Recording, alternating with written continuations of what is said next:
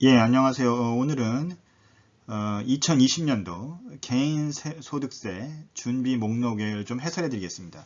지금 보여드리는 양식은 저희 사무실에서 고객분들께 매년 보내드리는 텍스 오르거나이저입니다. 이걸 바탕으로 2020년도에 개인소득세 준비 목록을 하나하나 좀 해설해 드리겠습니다.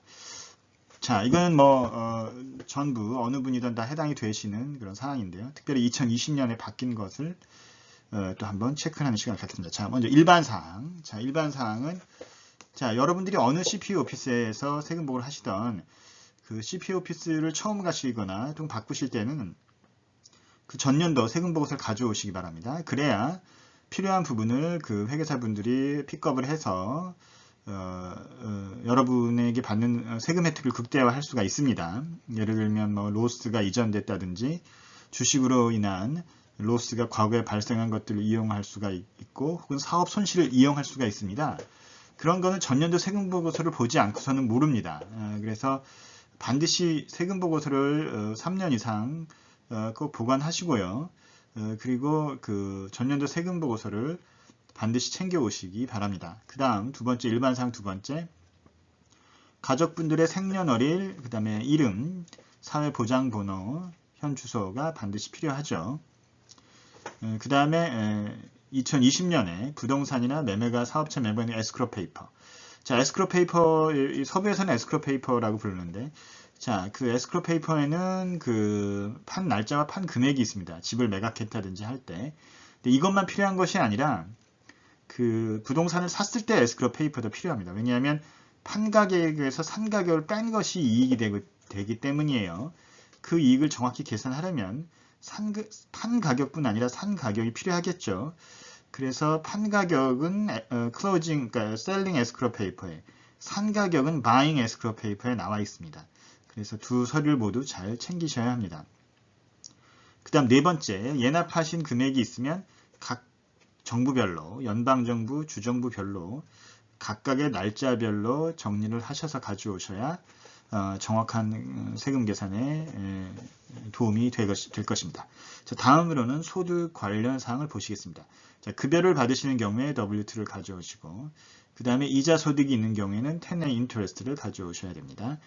10불 이상의 이자가 있는 경우 그 은행들은 이자 명세서 10의 인터레스트를 발행하게 되어 있습니다. 10불 이하인 경우에 은행은 발행할 의무는 없습니다.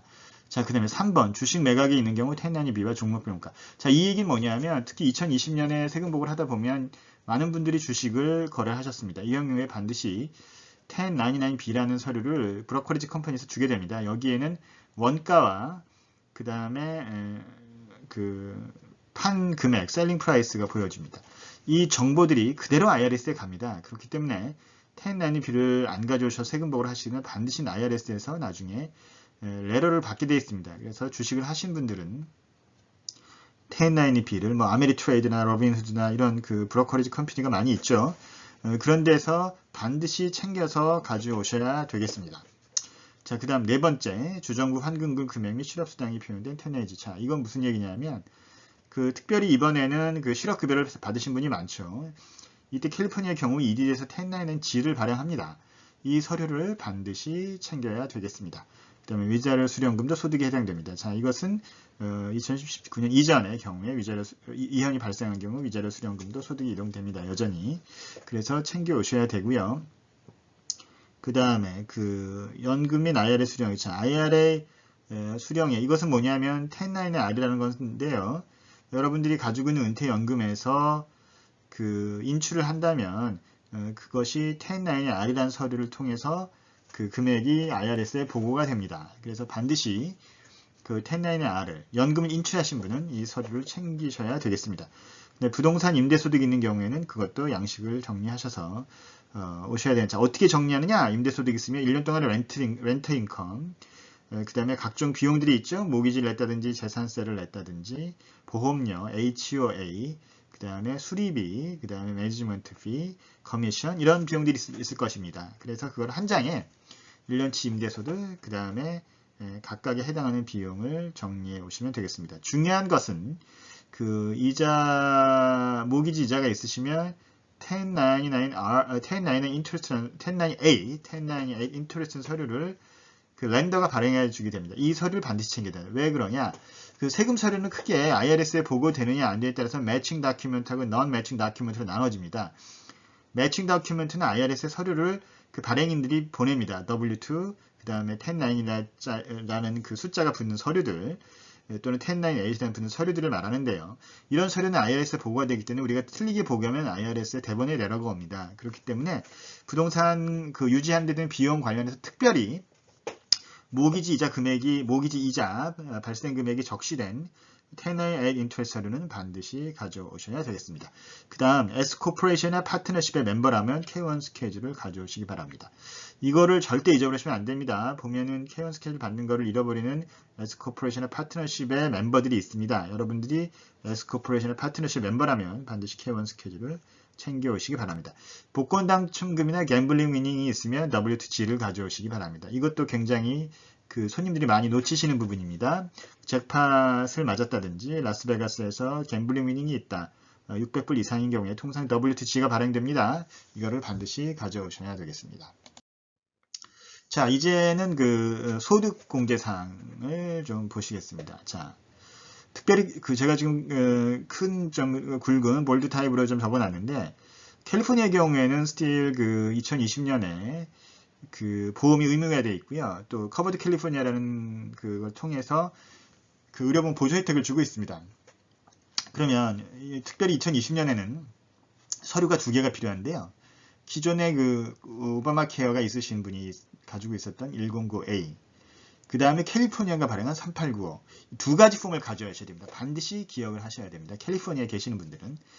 그래서 109A뿐 아니라 주정부 발행 그 의료보험 보조 혜택이 명시된 서류 3895 꼭 가져오셔야 되겠습니다. 그 다음에 의료 관련 비용. 의료 관련 비용은 여러분들이 의료비를 많이 쓴 경우에는 해당이 되고요. 그렇지 않은 경우에는 공제가 되지 않는 경우가 많습니다. 그것은 표준 공제 비용이 항목별 공제 비용보다 큰 경우가 많아서 그렇게 해당이 되는데요. 특별히 그 집이 있고 없고가 굉장히 그런 항목별 공제에 중요한 사항입니다. 따라서 그 집이 있으신 분들은 예를 들어서 헌금이라든지 그러니까 도네이션이라든지 또는 그 의료비라든지 재산세 납부액 이런 부분을 특별히 더 잘 챙기셔야 되겠습니다. 그래서 병원비 기본적으로는 필요하지만 해당이 되는 경우는 또 그렇게 많은 비용 그 경우는 아니다. 두 번째 지금 말씀드리고 있는 의료비 그 다음에 두 번째 재산세 납부액 모기이자 납부액 자선적 증여 헌금은 이것이 이제 사실 항목별 공제에 해당됩니다. 그래서 간단히 말씀드리면 항목별 공제와 그 기본 공제 둘 중에 이제 큰 거를 택하게 되어 있는데요. 이제 주로 항목별 공제 대상분들은 집이 있으신 분들이 해당이 되고 그에 따라서 병원비, 재산세 납부액, 모기이자 납부액, 자산적 증여 및 헌금이 그 공제 대상에 포함되는 경우가 많이 있습니다. 상대적으로 기본 공제를 하시는 분들, 표준 공제라고 하는데 스탠다드 디덕션을 하시는 분들은 그런 경우가 좀 상대적으로 적고요. 그래서 특별히 집이 있으신 분들은 의료 관련 비용, 재산세 납부액, 모기지 이자 납부액, 자산적 증여 및 헌금을 챙기시는 것을 잊지 마시길 바랍니다. 그 다음에 학자금 융자이자가 또 있습니다. 학자금 융자이자는 학자금 론이 있는 그 분이 할 수 있고요. 융자한 당사자금이 공제할 수 있으며 10982라는 서류를 가져오시기 바랍니다. 최대 공제 금액은 이자 금액 2,500불까지입니다. 그 다음에 IRA 등 연금 납입 비용. 그래서 이건 주로 트래디셔널 IRA 그러니까 연금을 드시면서 소득공제 혜택을 받는 경우에 해당이 되고요. 2020년 6,000불, 그 다음에 50세 이상은 7,000불까지 공제 가능한 건데요. 이걸 반드시 알려주셔야 되겠습니다. 그 다음 또 중요한 것이 그 대학생 등 이상 학비 공제를 위해서는 1098T 이것은 그 학비, 투이션 금액을 표현하는 것입니다. 그래서 이것을 학비를 내신 분은 반드시 또 가져오셔야 됩니다. 이것도 놓치시는 분들이 많이 있어요.